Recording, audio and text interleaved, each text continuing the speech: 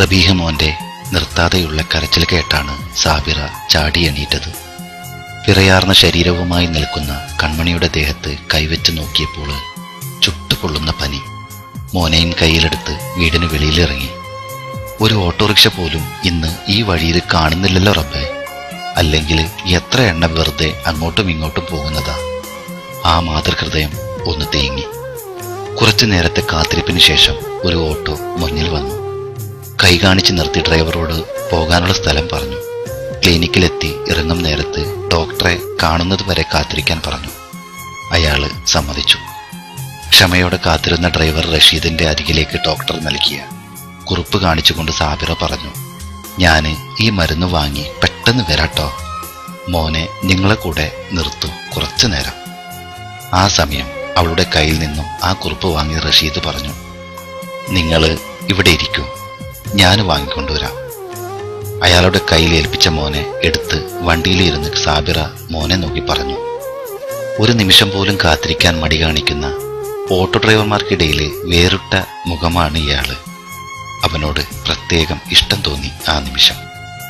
തിരിച്ച് വീട്ടിലെത്തി കാശ് നൽകി ബാക്കി തിരിച്ചു നൽകുന്ന സമയത്ത് തന്റെ കാർഡ് നൽകിക്കൊണ്ട് റഷീദ് പറഞ്ഞു, ഇതാണ് എന്റെ നമ്പർ, എപ്പോഴും എങ്ങോട്ട് പോകാനും വിളിക്കാം എന്ന് മൂളി കാർഡ് കയ്യിൽ വാങ്ങിച്ചു. പിന്നീട് തന്റെ യാത്രകളെല്ലാം ആ ഓട്ടോയിലായി.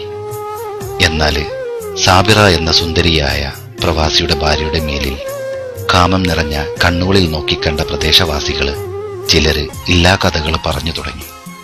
തന്റെ സഹധർമ്മിണിയെക്കുറിച്ച് നാട്ടിലെ ചിലർ പറഞ്ഞു പരത്തിയ വാർത്തകൾ കേട്ട മൻസൂർ തെല്ല് വിഷമത്തിലായെങ്കിലും അവളോട് പൂർണ്ണ വിശ്വാസം അറിഞ്ഞ ഭാവം നടിക്കാതെ മനസ്സിൽ നിന്നും മായ്ച്ചു കളഞ്ഞു.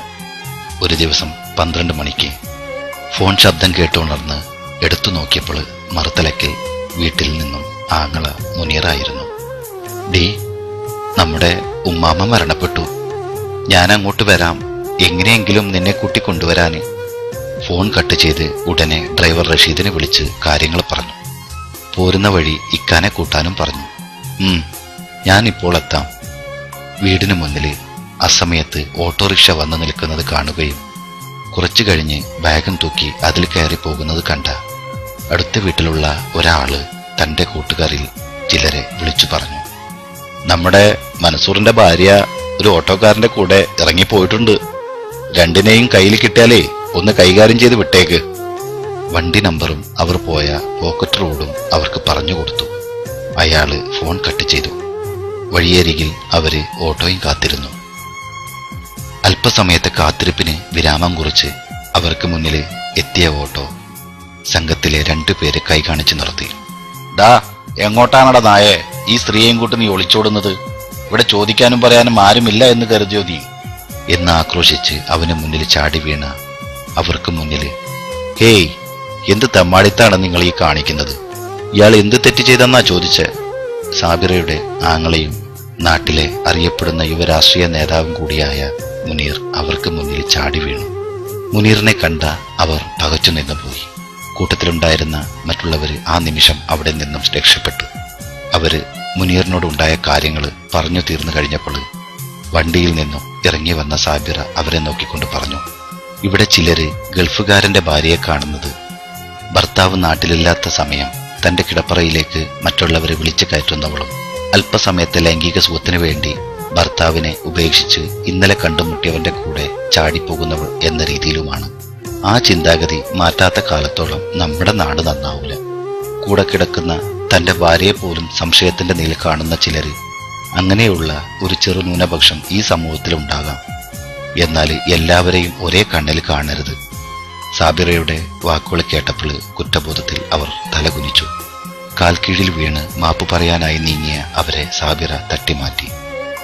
പ്രവാസിയുടെ ഭാര്യയെ തന്റെ കാമം നിറഞ്ഞ കണ്ണുകളിൽ കൂടി കാണുകയും തങ്ങൾക്ക് മുന്നിൽ അവർ കീഴടങ്ങാതെ വരുമ്പോൾ അപവാദ പ്രചരണം നടത്തി മഹത്തായ ദാമ്പത്യ ബന്ധങ്ങളെ ശീതീലമാക്കുന്ന ഒരു കൂട്ടം ആഭാസന്മാർക്ക് മുന്നിൽ തോറ്റുകൊടുക്കാത്ത 1000 സാബിറമാർ പിറവിയെടുക്കട്ടെ.